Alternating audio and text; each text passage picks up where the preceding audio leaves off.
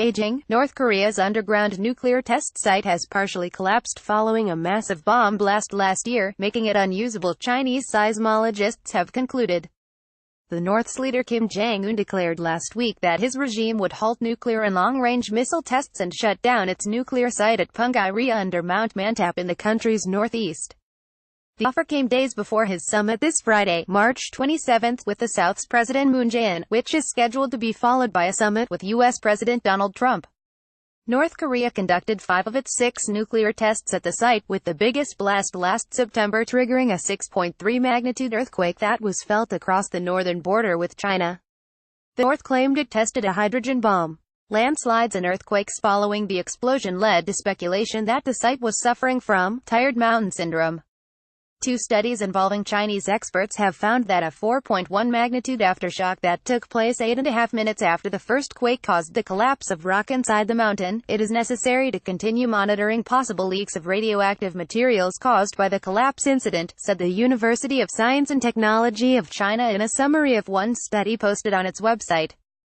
The university said the study would be published in Geophysical Research Letters, a journal of the American Geophysical Union. An English-language abstract by the study authors in another section of the university's website concluded, the occurrence of the collapse should deem the underground infrastructure beneath Mount Mantap not be used for any future nuclear tests. The line about the site being unusable does not appear in the Chinese-language summary, and it was unclear whether it would be included in the journal. One of the study's authors, Liang Xingwen of New York's Stony Brook University, did not immediately respond to emailed questions. A second study led by Chinese scientists, including experts from the China Earthquake Administration, also concluded that the September aftershock had caused a collapse. The aftershock was neither a secondary explosion nor a triggered tectonic earthquake, said the second study, published last month, also in Geophysical Research Letters. It occurred due to a process comparable to a mirror image of the explosion, that is, a rock collapse, or compaction, for the first time documented in North Korea's test site, it said.